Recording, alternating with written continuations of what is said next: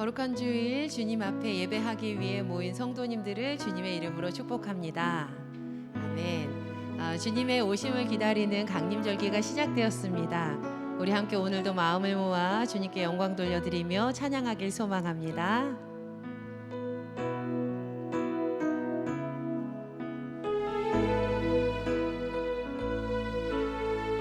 함께 고백합니다. 이곳에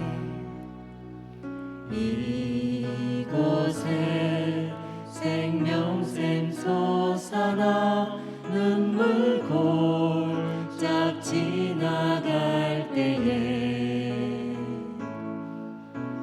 모자나 열매 맺히고 웃음소리 넘쳐나리라. 다시 고백합니다. 이곳에 생명샘 솟아나 눈물 골짝 지나갈 때에 모자나 열매 맺히고 웃음소리 넘쳐나리라. 꽃들도 구름도 바람도 넓은 바다도 찬양하라 찬양하라 예수를. 하늘을 울리며 노래해 나의 영혼아. 은혜의 주 은혜의 주 은혜의 주. 그날에 하늘이 열리고 그날에 하늘이 열리고 모든 이가 보게 되리라. 마침내 꽃들이 피고 영광의 주가 오시리. 우리 다시 고백합니다. 그날에 하늘이 열리고 그날에 하늘이 열리고 모든 이가 보게 되리라.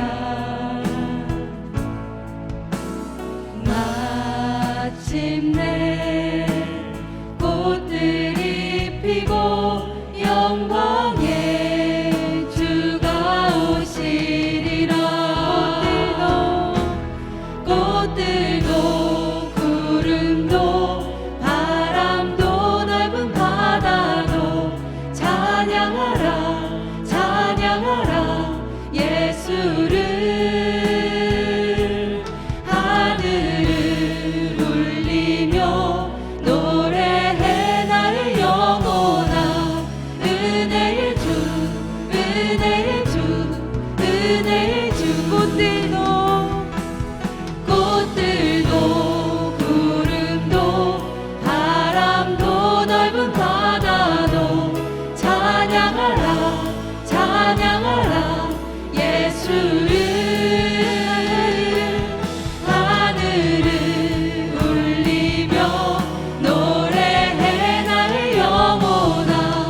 은혜의 주 은혜의 주. 우리 마지막으로 한 번 더 고백합니다. 꽃들도 구름도 바람도 넓은 바다도 찬양하라 찬양하라 예수를. 하늘을 울리며 노래해 나의 영혼아.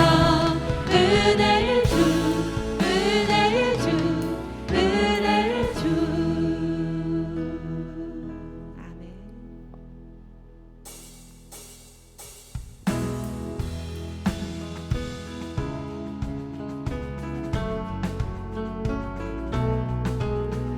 주님의 강림을 기다리며 우리 함께 마음을 모아 신실되게 고백했으면 좋겠습니다. 오랫동안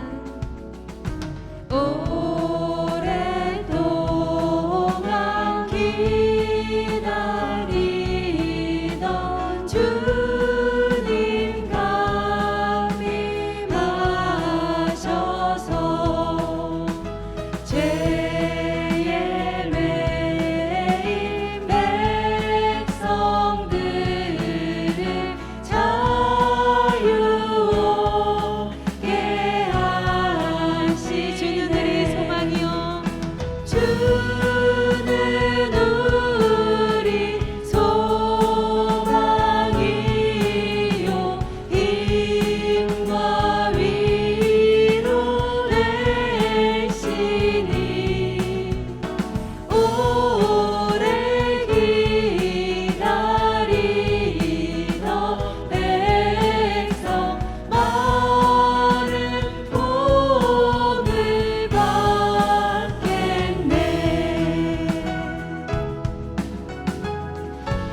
모든 백성 구하려고 모든 백성 구하려고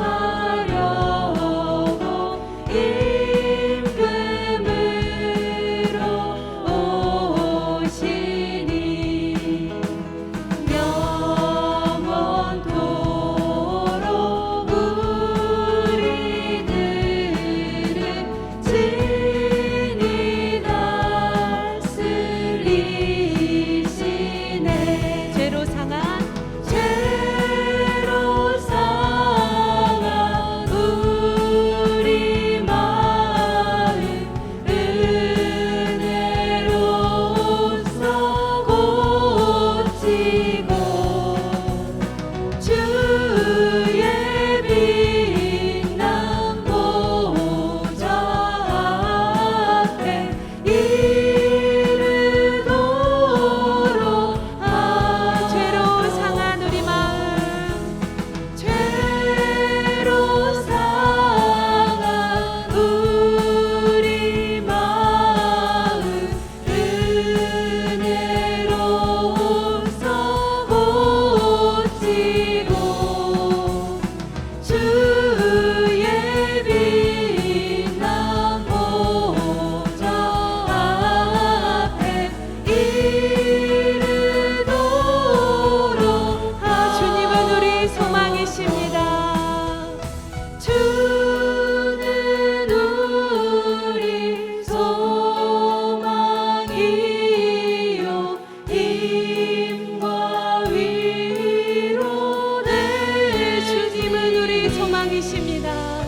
주는 우리 소망이요 힘과 위로 내 주님은 우리의 소망이십니다. 주는 우리 소망이요 힘과 위로 되시 오래 기다리던 오래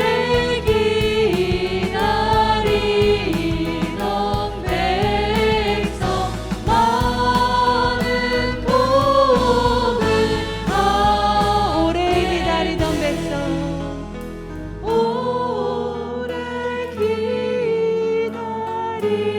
기다리던 백성 많은 복을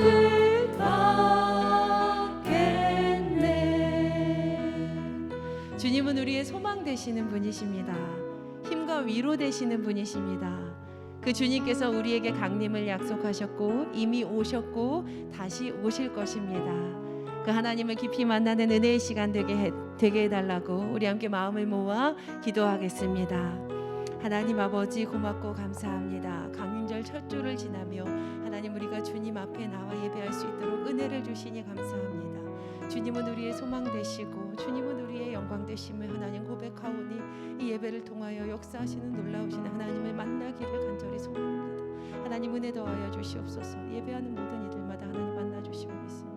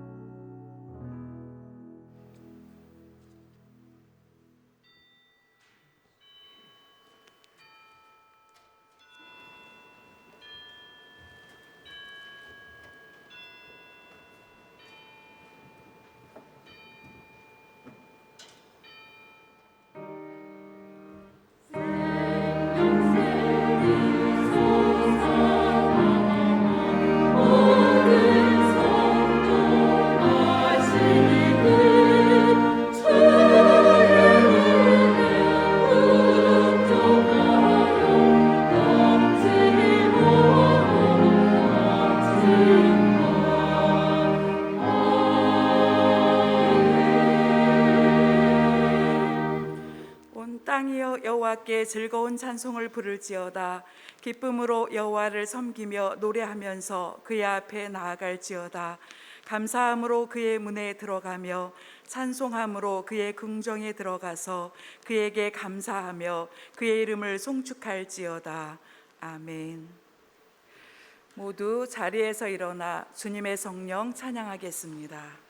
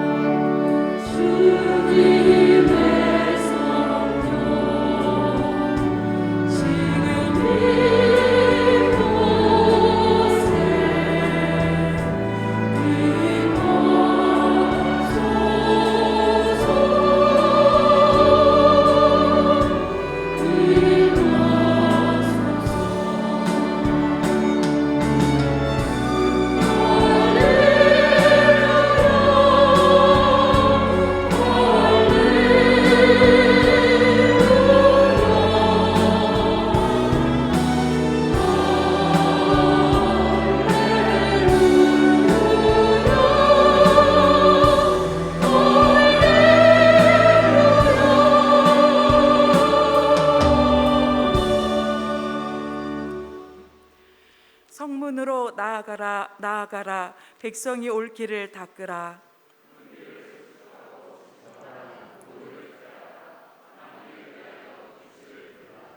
여호와께서 땅끝까지 선포하시되 너희는 딸 시온에게 이르라. 보라 내 구원이 이르렀느니라.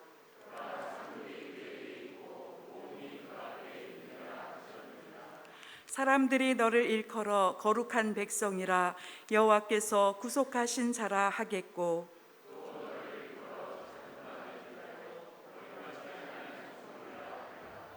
선지자 이사야의 책에 쓴 바 광야에서 외치는 자의 소리가 있어 이르되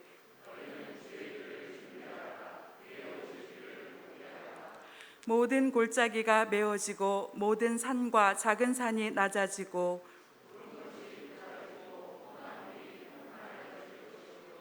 모든 육체가 하나님의 구원하심을 보리라 함과 같으니라.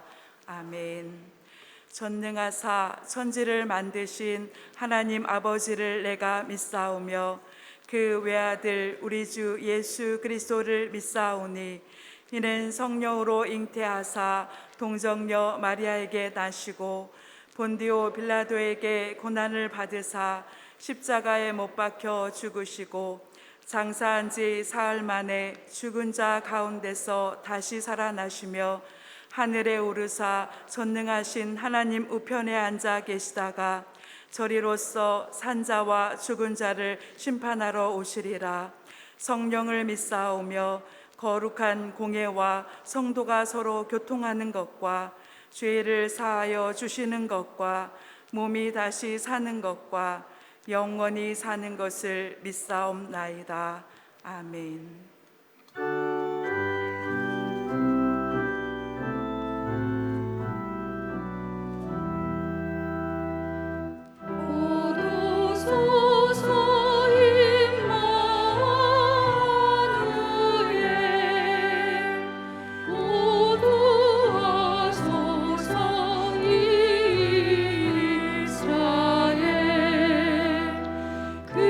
그곳 생활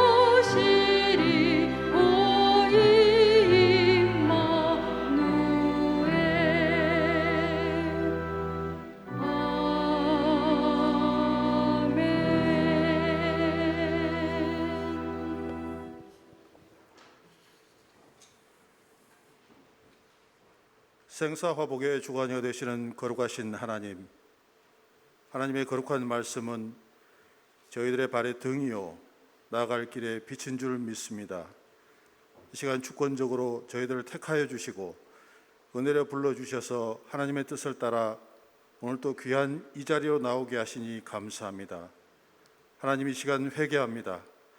사회의 어둠을 알고도 외면하였으며 빛과 소금으로 택하여졌으나 저 자신이 그 빛을 잃었고 짠맛을 내지 못했음을 고백합니다. 용서하여 주시옵소서. 다시 빛이 되게 하시며 짠맛을 회복하게 하사 이 땅 가운데 어떤 여건이든지 어떤 모양이든지 빛과 소금의 사명을 감당하는데 몸부림치게 하옵소서. 이왕이면 몸이 건강할 때, 온전한 의지를 가지고 있을 때, 그때가 지금 이때인 줄 믿습니다. 능력의 하나님을 믿고 담대히 나가도록 지혜와 명철을 허락하여 주시옵소서. 보이지 않는 곳에서 더욱 섬기게 하시고 기도하게 하시고 행함이 있는 모습으로 행하여 하나님께서 부르실 때 착하고 충성된 자로 부름받도록 인도하여 주시옵소서. 특별히 오늘 이 자리는 천국의 본향을 향해 나아가는 하나님의 형상을 회복해가는 과정의 자리가 되게 하옵소서.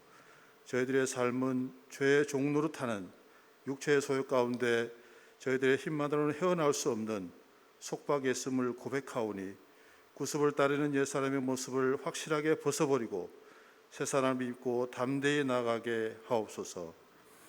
포로된 이에게 자유를 주시오시는 주님, 삶의 다양한 속박으로부터 온전한 회복과 자유는 오직 하나님의 은혜 가운데 있을 때 가능한 줄 믿습니다. 저희들의 날마다의 삶이 주님을 기다리는 삶이기에 하나님 중심으로 온전히 나아가는 복된 삶의 여정이 되도록 인도하여 주시옵소서. 재난과 질병, 전쟁으로 고통받는 모든 이들에게 참된 자유를 주시옵소서.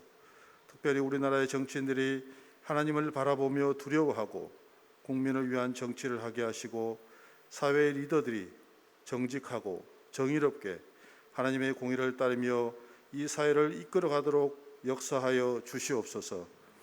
이 시간 담임 목사님을 통하여 생명의 말씀을 듣습니다.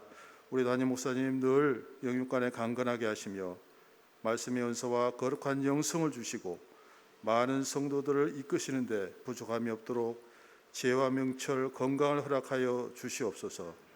이 시간 전하시는 귀한 말씀을 통하여 마음과 삶을 돌이키고 다시금 하나님께 마음을 맞추게 하사 하나님의 뜻이 저희들의 뜻이 되고 하나님의 소망이 저희들의 기도가 되어 하나님이 인정하시는 거룩한 삶을 살고자 각인하는 시간이 되게 하옵소서. 오늘 귀한 예배의 자리를 떠나 각자의 삶의 현장에서 날마다 받은 은혜를 기억하고 감사하며 주와 한결같이 동행하게 하시고 뜨거운 구원의 감격이 삶 가운데 흐르게 하옵소서. 그래야 하나님은 정안에 거하고 의에 줄이고 목마르며 십자가의 흔적을 자랑하는 삶, 내 안에 그리스도께서 사셔서 그분이 주인이 되시는 삶이 되도록 붙들어 주시옵소서. 우리 죄를 대속하여 주신 예수님의 이름으로 간절히 기도드리옵나이다. 아멘.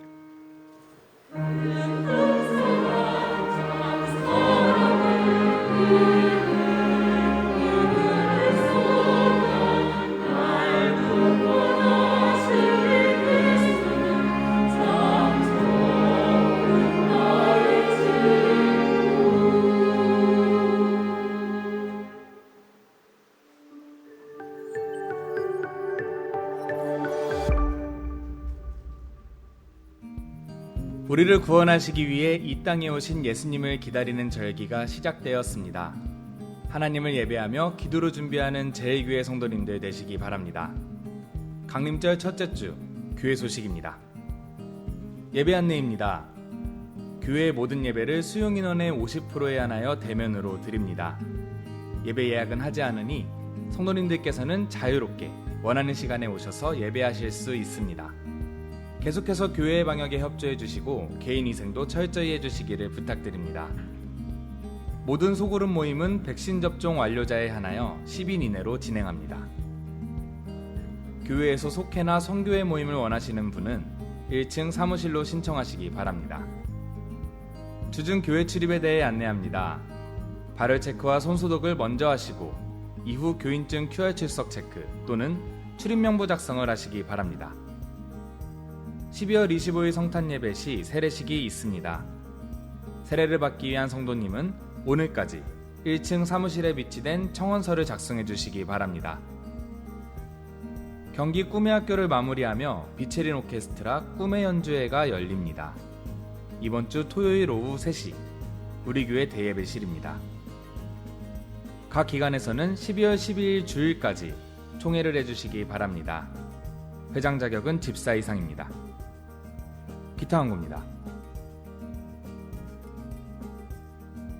성도님들 모두 건강하시고 평안한 한 주간 되시기 바랍니다. 사랑이 넘치는 예수님의 가족 의정부 제일교회 소식이었습니다. 거룩한 주일에 주님 앞에 나오신 여러분들을 환영하고 예수님의 이름으로 사랑합니다. 오늘부터 강림절이 시작이 됩니다. 여러분들 강림절이라고 하는 말이 좀 어색하신 분도 계실 텐데 예수님께서 이 땅에 오신 성탄절, 예수님께서 이 땅에 오심을 기념하고 또 다시 재림하실 예수님을 기다리는 그런 의미의 절기. 이번 주부터 4주 동안 성탄절 전까지 4주 동안을 강림절 절기라고 합니다. 우리 감리교회에서는 강림절이라고 하고요. 공식적으로 감리교회에서는 강림절로 이름을 정했습니다. 그런데 보면 다른 교회들은 뭐 대강절, 대림절 이런 말들을 씁니다. 대림절이라고 하는 말은 이제 아드벤투스라고 하는 라틴어 기다린다라고 하는 의미와 가장 똑같은 그런 단어인데 예수님의 임재하심을 기다린다. 그래서 대림절이라고 하는 말을 쓰고요.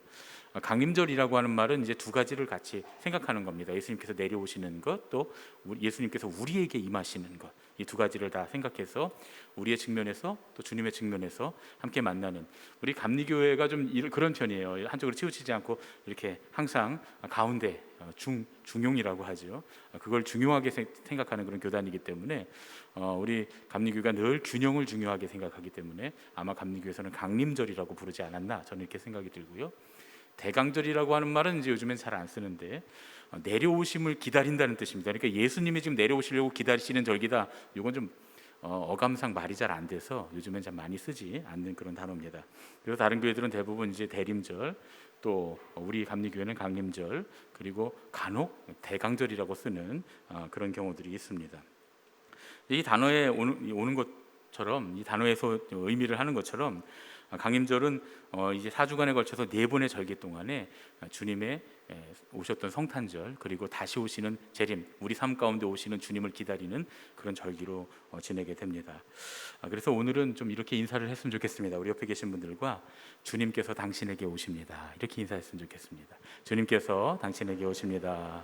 주님께서 당신에게 오십니다. 아멘. 주님께서 이 고난 많은 우리의 인생 가운데로 오실 줄로 믿습니다. 이제 우리 함께 하나님의 말씀을 듣겠습니다. 모두 자리에서 일어나 하나님의 말씀을 듣겠습니다.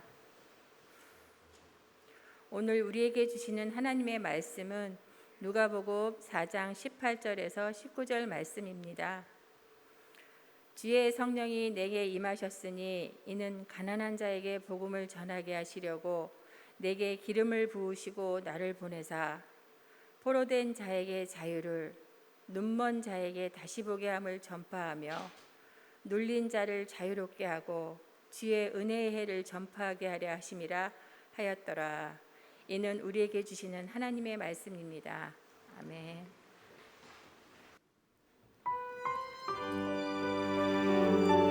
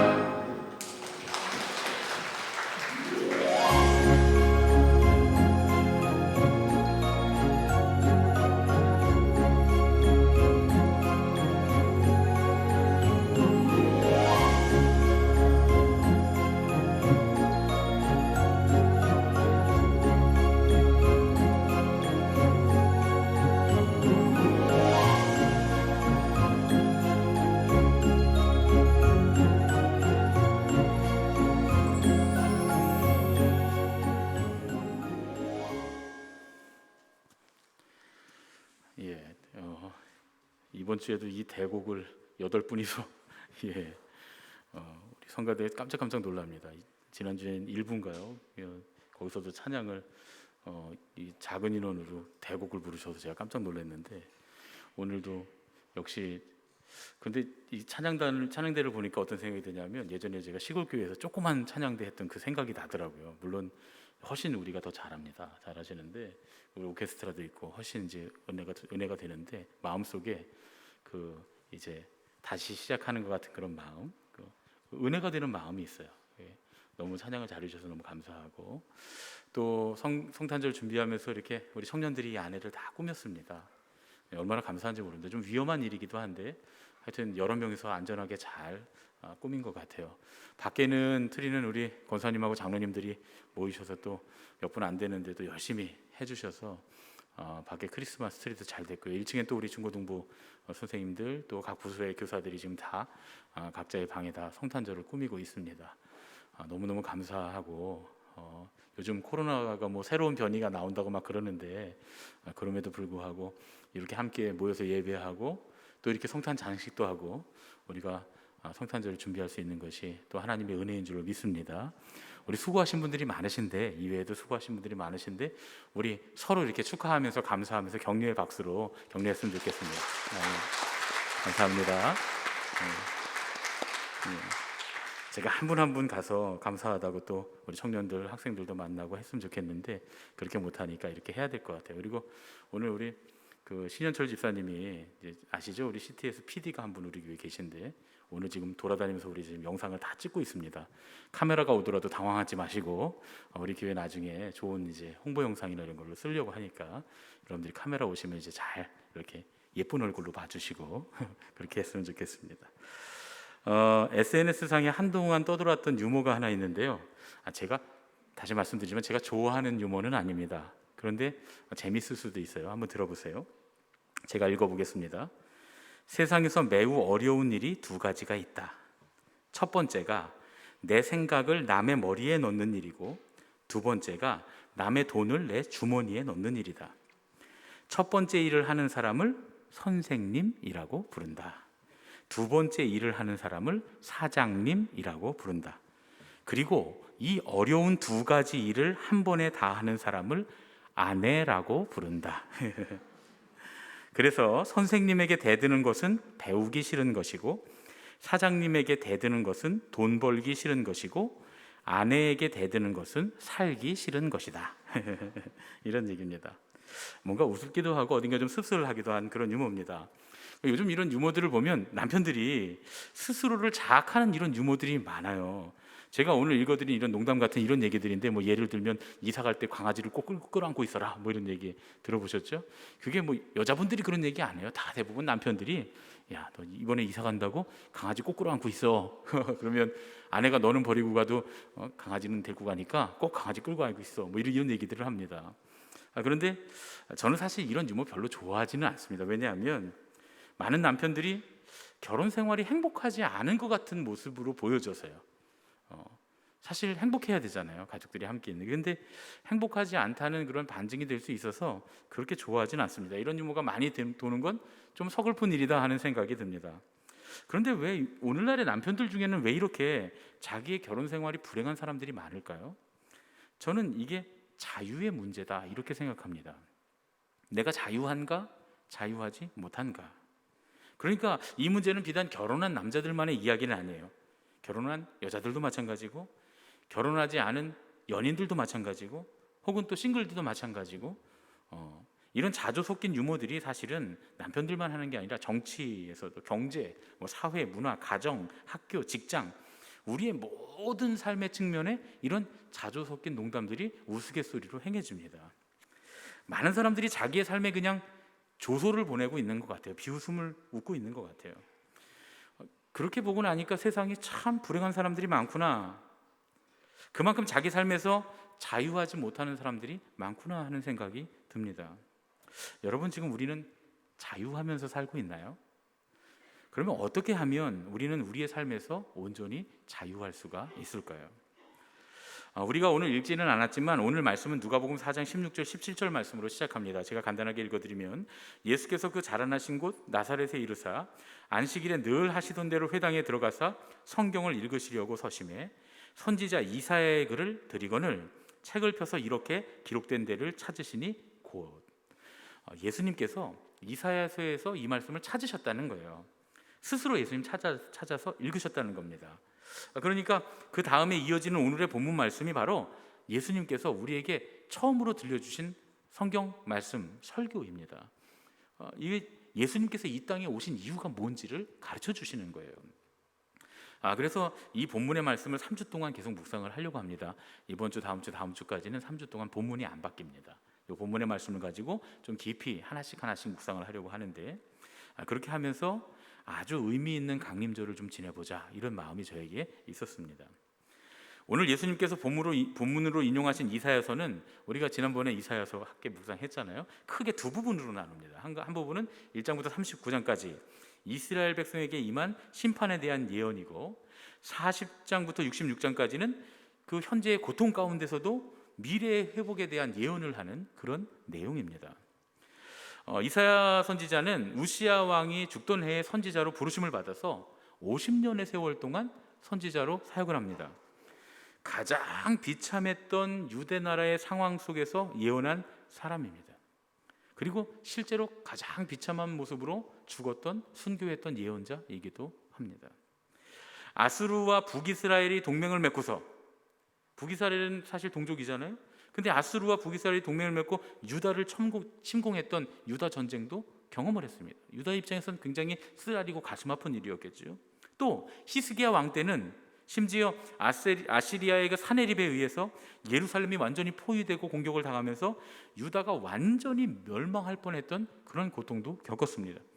이 고난의 시기의 예언자가 바로 이사야입니다. 그래서 이 정말 남왕국 유다가 멸망하기 직전까지 있었던 예언자, 그리고 남왕국 유다의 멸망을 예언하다가 자기들의 동족에게 끔찍하게 순교당했던 그런 예언자입니다. 이 고난의 시기에 유대 민족은 가난한 자였고, 억눌린 자였고, 눈먼 자였고, 포로된 자였다, 그런 말씀입니다. 오늘 본문 19절의 말씀입니다. 가장 비참할 때에 하나님께서 희망의 메시지를 주시는데 주님의 성령이 임하시게 될 거라는 겁니다. 19절 말씀입니다. 주의 은혜의 해를 전파하게 하려 하심이라. 은혜가 뭡니까? 희년.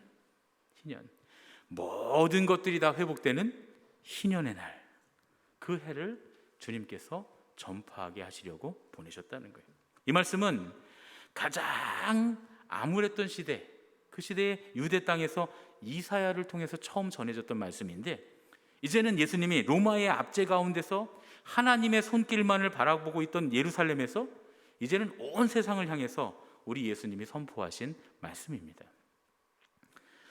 이 말씀은 뭐냐? 예수님은 우리의 처지를 돌아보시는 분이라는 거예요. 우리가 당하고 있는 고통을 바라보고 계시는 분이라는 이야기입니다. 하나님께서는 우리에게 고통을 주시는 분이 아니라 고통 가운데 있는 우리를 바라보시면서 아파하시고 그 가운데 함께 하시는 분이시다라는 걸 예수님의 당신의 사명 선포를 통해서 우리가 알 수가 있는 겁니다. 지금 우리가 당하고 있는 고통은 하나님께서 만든 것이 아니라는 거예요. 종종 고통의 이유를 설명하기 위해서 이렇게 설명하는 경우들이 있잖아요.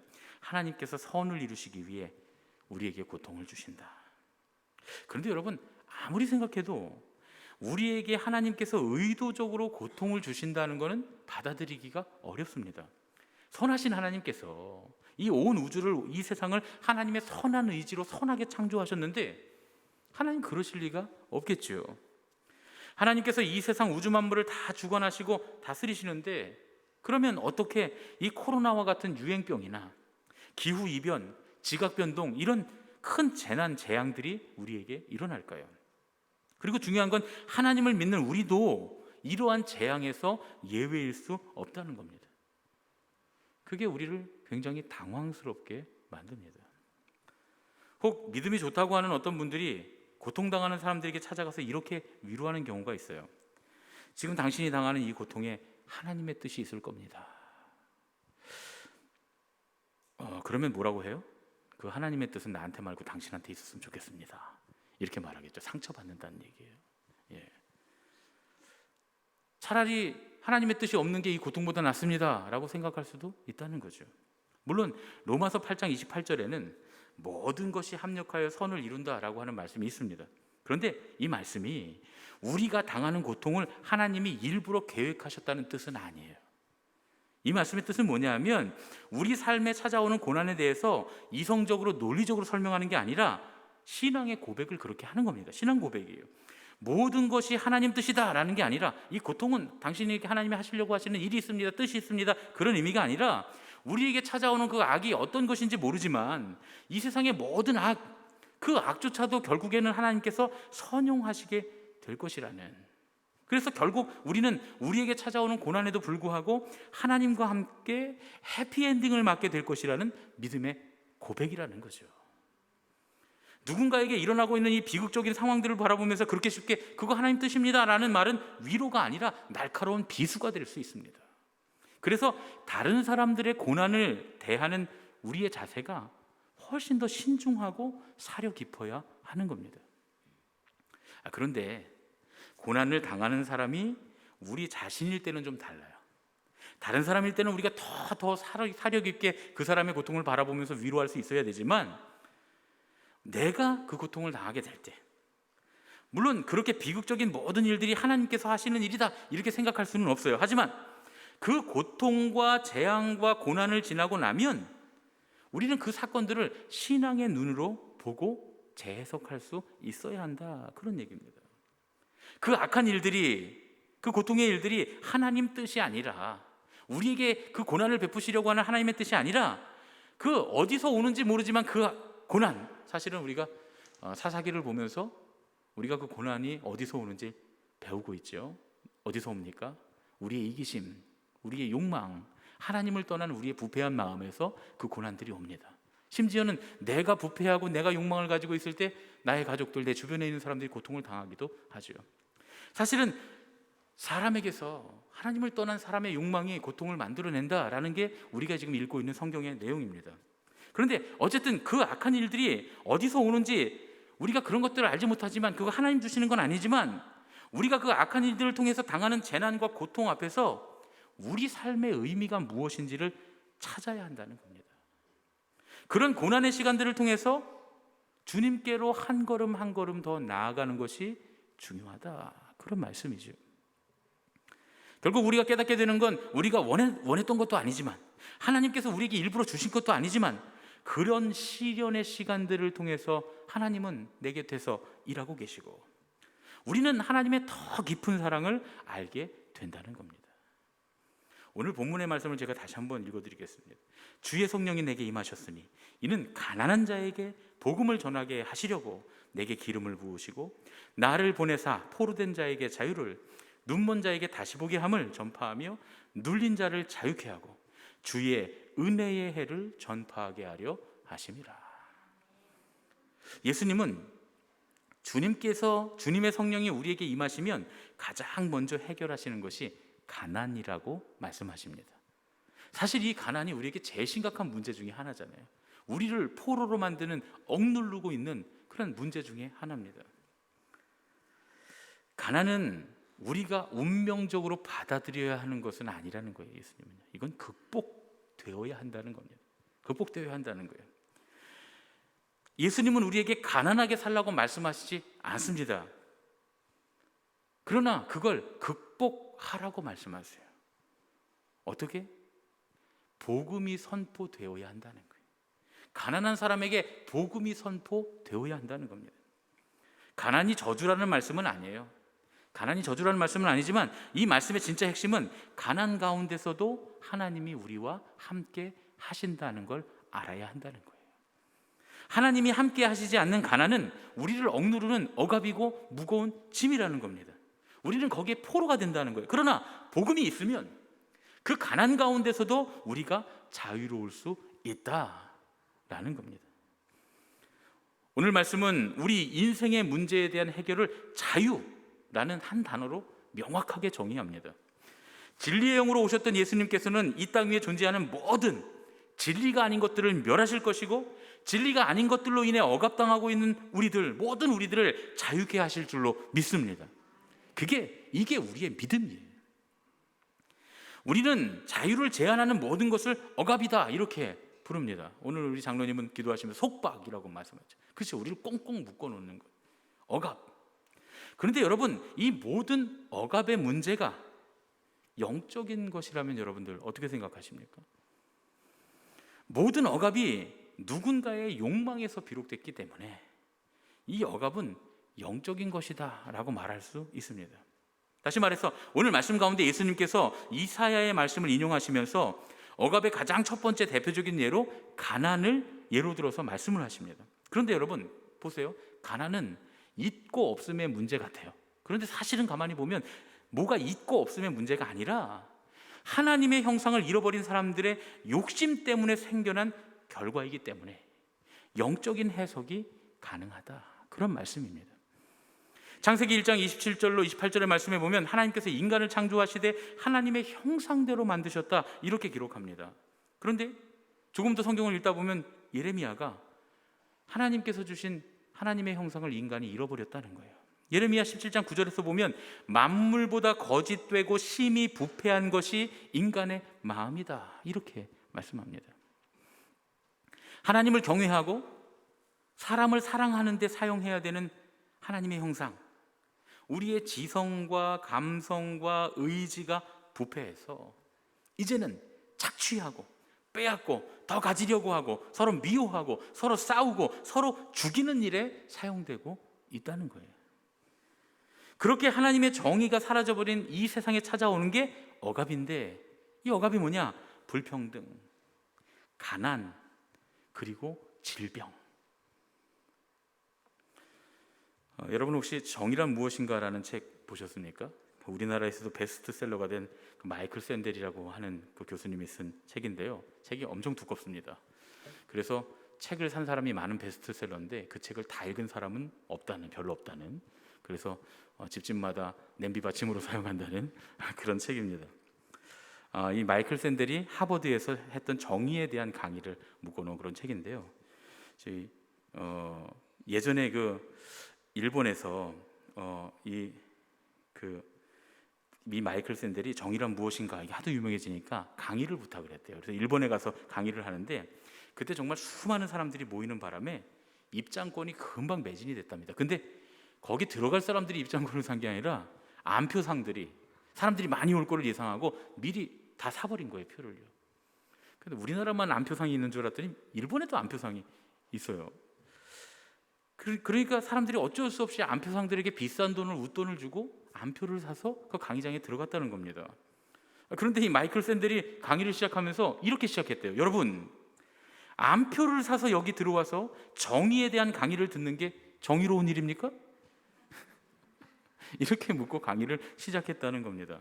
여러분, 우스운 이야기죠. 아니, 웃지 못할 얘기죠, 그렇죠? 정의라는 게 참 어렵습니다.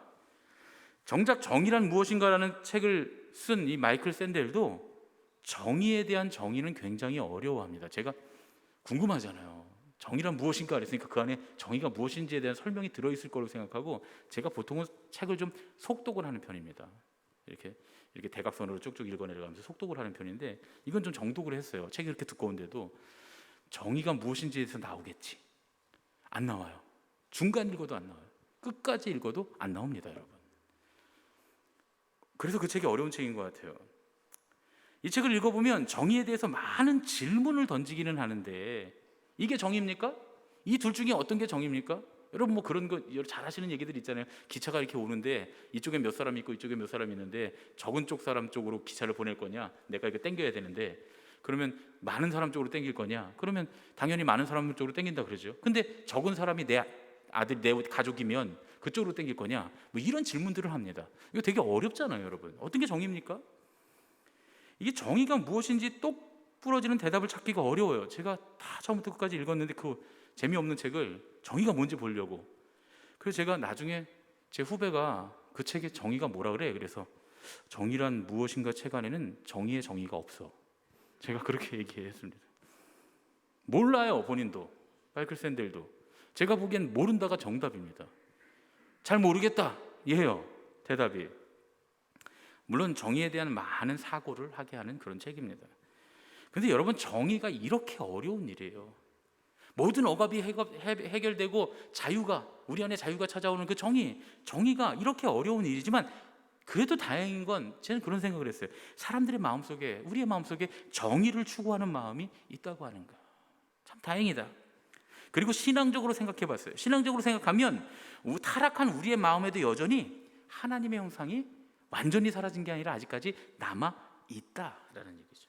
다시 말해서 마이클 샌델 같은 위대한 학자도 정의에 대해서 한마디로 정의할 수 없는데, 우리는 신앙적으로 그걸 정의할 수 있다는 거예요. 어떻게 해요? 온전한 정의란 뭐냐? 우리 안에 있는 하나님의 형상을 온전히 회복하는 것이다. 할렐루야. 여러분 동의하시죠? 그렇게 정의할 수 있습니다. 그리고 더 중요한 거, 우리가 그러한 정의를 지금 추구하고 있다는 겁니다. 조금씩 성화의 과정으로 우리 안에 주님께서 처음 해주셨던 하나님의 형상을 회복해 나가고 있다고 하는 것. 지난 시간에 우리가 설교했던 말씀으로 하면 하늘나라로 걸어가고 있다고 하는 거예요. 그러면 온전한 정의, 온전한 하나님의 형상을 회복한다는 게 뭘까? 이제 가난한 사람 얘기, 가난에 대한 얘기를 했으니까, 그럼 가난한 사람이 부자가 되는 게 정의인가? 그건 아닙니다, 여러분. 그건 아니에요. 그런데 예수님 뭐라고 말씀하세요? 가난한 사람들을 위해서 복음을 전하는 것이 정의라는 거예요. 무슨 뜻입니까? 복음은 필연적으로 가난한 자에게 전파돼야 한다는 거예요. 그래서 그 복음이 들어가기만 하면 가난의 포로가 되는 사람들이 자유케 된다, 이런 말씀입니다. 여러분, 이 강림절에 우리가 주님의 오심을 기대한다고 하잖아요. 2000년 전에 오셨던 그 주님이 이제 다시 우리에게 오실 텐데, 우리가 왜 주님의 오심을 기대합니까? 생각해 보셨어요? 왜 주님의 재림을 기대합니까? 주님이 그냥 교회에서 오시는 걸 기대하라고 하니까 재림을 기대하십니까? 아니죠. 주님이 오시면 강력한 변화가 일어날 거니까요. 온 우주가 뒤집어지는, 새하늘과 새 땅이 임하는 강력한 변화가 일어날 거니까요. 그리고 더 중요한 건 우리가 잃어버린 하나님의 형상이 우리 안에 회복될 것을 기대하기 때문인 줄로 믿습니다. 그래서 부활하신 주님을 만났던 사도 바울이 이렇게 고백해요. 그리스도께서 우리를 자유롭게 하시려고 자유를 주셨으니 그러므로 굳건하게 서서 다시는 종의 멍에를 매지 말라. 이게 예수님께서 우리에게 오신 이유라는 거예요. 그리고 다시 오실 이유라는 겁니다. 모든 포로된 자에게 자유를 주시기 위해서 예수님은 우리에게 오신 줄로 믿습니다. 그리고 또 우리에게 완전한 하나님의 형상을 통해, 회복을 통해 온전한 자유를 주시려고, 하나님 나라를 주시려고 다시 오실 줄로 믿습니다. 그래서 굳건하게 서서 다시는 종의 멍에를 매지 않도록 성령님을 보내셔서 복음이 우리 안에 들어오면 도우신다는 거예요. 그럼 종의 멍에를 다시 매지 않는다는 게 뭘까? 제가 좋은 이야기를 하나 찾아냈어요. 여러분, 그 모건 프리먼이라고 하는 배우 아시죠? 그 흑인 배우인데 웬만한 영화에 다 나오는 분입니다. 저는 사실 이분이 언제부터 배우였는지 보니까 1960년대부터 배우였대요. 그래서 이분이 나오는 영화, 제가 어렸을 때도 이분이 할아버지로 나왔는데 지금도 할아버지로 계속 나오시거든요. 제가 좋아하는 영화가 굉장히 많습니다. 쇼생크 탈출에도 나오세요. 제가 정말 좋아하는 영화인데, 거기 뭐 또 이게 꼰투하는 영화, 여자가 꼰투하는 밀리언 달러 베이비 뭐 이런 영화도 있고요. 뭐 브루스 올마이티, 아주 재미있는 코미디 영화인데 거기도 하나님으로 나오고 거기 있어요. 또 버킷리스트라고 하는 영화의 주연으로 나오는데 이 영화는 꼭 보시면 좋겠습니다. 이 버킷리스트, 아주 우리나라 이제 헐리우드의 유명한 남자 배우, 할아버지 배우 둘이 나오는데 정말 이 영화는 정말 너무 좋습니다. 버킷리스트라고 하는 영화 꼭 보셨으면 좋겠어요. 하여튼 수많은 영화에 출연한 전설적인 미국의 헐리우드 배우입니다. 그런데 어느 날 이거 모건 프리먼 선생님이 인터뷰를 이렇게 하고 있는데, 기자가 뭘 물어봐서 이것저것 얘기하고 있는데 지나가던 사람이 깜둥이 하고 하면서 차마 입에 담을 수 없는 인종적인 모욕적인 차별을 큰 소리로 했다는 거예요. 그런데 이 모건 프리먼의 반응이 정말 대단했다는 겁니다. 도대체 어떻게 반응했길래 대단했냐? 아무 대응도 하지 않았다는 거예요. 아무런 반응도 보이지 않고 들은 척도 하지 않고 그냥 인터뷰를 계속 하더라는 거예요. 그러니까 기자가 너무 놀랐어요. 아니 어떻게 이럴 수 있습니까? 그랬더니 모건 프리먼이 이렇게 대답했답니다. 저건 내 문제가 아니고 저 사람의 문제입니다. 나는 저 사람이 말하는 그런 존재가 아니기 때문에 저 사람의 말에 상관할 필요가 없죠. 이렇게 얘기했다는 겁니다. 이 모건 프리먼 선생님은, 이 배우는 연세가 많으셔서 제가 미국 사람이면 선생님이라고 불러요. 자기가 흑인이라는 사실에 더 이상 포로가 되지 않았다는 얘기죠. 그는 이런 방식으로 다시는 억압의 멍에를 매지 않겠다라고 선언했다는 겁니다. 성경의 인물인 사도 바울도 그런 일을 합니다. 여러분, 사도 바울이 가진 게 참 많은 사람이잖아요. 그런데 아시지만 사도 바울에게는 극심한 콤플렉스도 있었어요. 그럼 어떻게 이 콤플렉스를 극복했냐? 고린도전서 1장 26절로 29절의 말씀을 보면 사도 바울이 이렇게 콤플렉스를 극복했겠구나 라는 걸 알 수 있습니다. 제가 읽어드릴게요. 형제들아, 너희를 부르심을 보라. 육체를 따라 지혜로운 자가 많지 아니하며 능한 자가 많지 아니하며 문벌 좋은 자가 많지 아니하도다. 그러나 하나님께서 세상에 미련한 것들을 택하사 지혜 있는 자들을 부끄럽게 하려 하시고 세상에 약한 것들을 택하사 강한 것들을 부끄럽게 하려 하시며 하나님께서 세상에 천한 것들과 멸시받는 것들과 없는 것들을 택하사 있는 것들을 폐하려 하시라니 이는 아무 육체도 하나님 앞에서 자랑하지 못하게 하려 하심이라. 여러분, 이 고백을 보니까 사도 바울이 어떻게 자기의 죄의 몽해를, 자기의 억눌림을 극복했는가를 알 수 있겠죠. 사도 바울이 바로 종의 몽해를 벗어버리고 자유함을 얻은 방식이 이 말씀 안에 있습니다. 무슨 얘기입니까? 사도 바울은 주님이 우리에게 오시면 주님으로 인해서 모든 가치가 역전될 것이다 라는 믿음이 있었다는 거예요. 주님이 오시면 가난이 자랑거리가 될 수 있습니다. 주님이 오시면 약함이 자랑거리가 됩니다. 주님이 오시면 우리의 고난이 자랑거리가 되는 줄로 믿습니다. 그래서 사도 바울은 자기를 억누르는 모든 연약한 것들이 주님께서 오시면 더 이상 아무런 문제가 되지 않을 것이라고, 오히려 그 연약함이 변해서 하나님의 자랑이 될 것이라는 사실, 그 사실을 믿음으로 고백하고 있는 줄로 믿습니다. 오늘부터 시작되는 이 강림절기에 우리가 우리를 억누르고 있는 것들을 하나하나 짚어볼 수 있으면 좋겠어요. 그래서 저도 학교 다닐 때 심리학을 공부를 하고 또 이 심리학 쪽에는 계속 공부를 할 수밖에 없어요. 그리고 왜냐하면 우리 성도들을 상담하고 이러다 보니까 심리학, 상담학 쪽을 늘 가까이 두고 책도 많이 읽고 그쪽에 관심이 많습니다. 상담하시는 분들이 많으니까요. 근데 그렇게 하면서 알게 되는 것 중에 하나는 뭐냐 하면 우리를 억누르고 있는 것들이 그 사람의 삶에 그 억누름이 많은 악함으로 드러나게 된다는 거예요. 많은 고통으로 드러나게 된다는 거예요. 그래서 어떤 분이 어떤 행동을 할 때 참 어려워요. 직접 당신은 이런 것 때문에 당신이 지금 이렇게 고통당하고 있는 겁니다. 어떤 현상 때문이 아니라 당신 안에 지금 억누르고 있는 어떤 그 그것 때문에 지금 고통당하고 있는 겁니다. 그런 이야기들을 해주고 싶은데 그런 얘기를 하면 또 안 받아들이고 또 목사님이 또 이상하게 사람을 생각한다 이렇게 생각할 수도 있어서 그런 부분들이 참 어렵습니다. 그래서 내가 누구라고 여러분들 하나하나 짚어서 여러분에게 이런 억누름이 있습니다. 근데 중요한 건 남이 아무리 얘기해도 몰라요. 나만 알고 있습니다. 가만히 생각해 봐야 돼요. 내가 자꾸 외면하려고 하는 나를 억누르고 있는 것들이 있어요. 나는 그런 거 없다고 해요. 근데 아니에요. 가만히 보면 내가 일부러 회피하고 있는, 나를 억누르고 있는 문제들이 있어요. 내가 가난해서, 내가 사랑받지 못해서, 내가 능력이 없어서, 내가 똑똑하지 못해서, 내가 가진 것이 없어서, 내가 그때 누군가로부터 미움을 받아서 하는 그런 모든 억누르는 것들을 하나씩 다 가지고 있습니다. 질병에 대한 두려움, 어떤 질병이 혹시나 우리 부모에게 있었던 질병이 나에게 올까 하는 그런 두려움들, 혹은 내가 예전에 알았던 어떤 질병을 다시 앓게 되지 않을까 하는 그런 두려움들, 정신적인 문제들, 육체적인 문제들, 환경의 문제들, 그리고 우리가 살아가면서 겪는 모든 차별과 억압과 그리고 가지지 못한 것들의 문제들이 우리에게 있습니다. 그걸 하나씩 짚어보는 게 굉장히 중요합니다. 그리고 우리를 자유하게 하러 이 땅에 오신 그 예수님으로 인해서 그것들로부터 해방되는 진정한 자유함을 얻게 되시기를 예수님의 이름으로 축원합니다. 예수님을 기다리면서 돈이 있고 없음의 문제가 아닌 돈에 좌우되지 않는 자유, 무엇을 가지고 있느냐의 문제가 아닌 무엇이 있든 없든 그것에 좌우되지 않는 자유.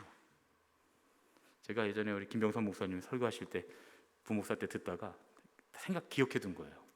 언젠간 내가 한번 이 얘기를 하리라. 나도 그렇게 얘기하래. 너무 좋아서요.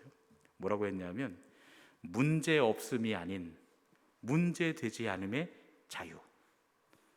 여러분, 문제가 너무 많아요. 지금 우린 다 문제투성입니다. 코로나의 이 시기를 지나며 경제적인 문제, 건강의 문제, 여러 가지 사회적으로 단절의 문제들, 우리가 해왔던 것들을 자유를 누리지 못하는 모든 문제들, 지금처럼 문제가 많았던 적이 없을 것 같이 그렇게 참 문제가 많습니다. 문제가 많은 정도가 아니라 문제가 아닌 게 없을 정도로요. 그런데 중요한 건 문제 없음이 아닌 문제되지 않음의 자유를 누릴 수 있어야 하는 줄로 믿습니다. 주님이 오시면, 성령님께서 우리에게 임하시면, 복음이 우리 마음 안에 복음이 임재하고 하나님의 말씀이 들어오고 성령님이 그 통로를 통해서 우리에게 돌아오시면, 그러면 문제 없음이 아니라 문제되지 않음의 자유가 누려질 줄로 믿습니다. 우리 옆에 계신 분들과 이렇게 인사하겠습니다. 주님께서 오십니다. 문제되지 않음의 자유를 누립시다. 문제되지 않음의 자유를 누립시다. 할렐루야. 방송실 너무 감사해요. 제가 오늘 저녁 설교를 어제 막 준비하느냐고 시간이 좀, 요즘에 사실 제가 설교를 2편 준비하니까 주일날 시간이 좀 모자랍니다.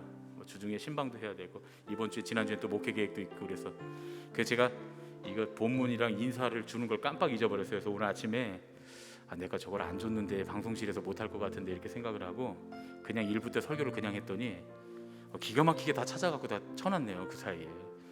여러분, 우리 이제 방송실에서 일하시는 우리 형제 자매들, 우리 다 여러분들의 자녀들이고, 저렇게 열심히 일합니다. 제가 지금 너무 감동됐어요. 사실은요. 본문들이 다 나왔어요. 인사까지 적을 줄 몰랐는데 너무 감사해요. 박수 한번 쳐주시면 좋겠습니다. 감사합니다. 우리 지금 스피커도 이게 네덜란드 거래요. 그래서 네덜란드 건데 지금 코로나로 네덜란드가 락다운이 돼서 조금 고장이 나서 고쳐야 되는데 네덜란드에서 연락이 안 와요.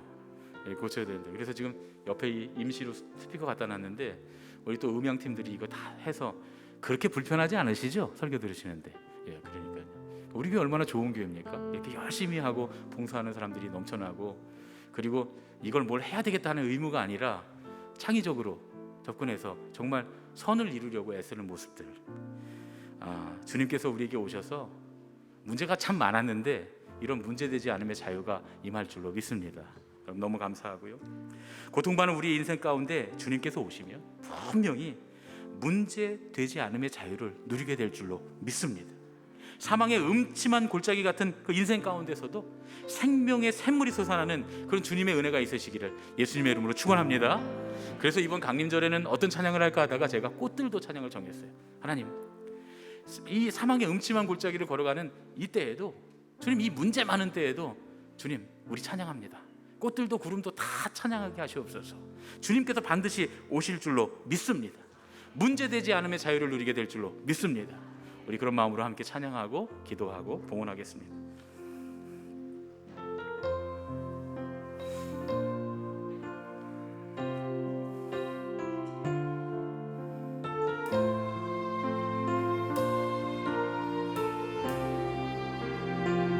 이곳에 생명샘 솟아나 눈물 골짝 지나갈 때에 모자나 열매 맺히고 웃음소리 넘쳐나리라. 이곳에 생명샘 솟아나, 이곳에 생명샘 솟아나 눈물 골짝 지나갈 때에 모자란 열매 맺히고 웃음소리 넘쳐나리라. 꽃들도 구름도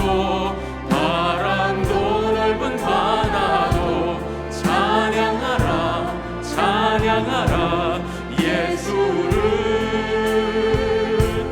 하늘을 울리며 노래해 나의 영혼아. 은혜의 주, 은혜의 주, 은혜의 주. 그날의 하늘이 열리고 우리 자리에서 일어나서 주님께 봉헌하겠습니다. 하늘이 열리고 모든 이가 보게 되리라. 마침내 꽃들이 피고 영광의 주가 오시리라.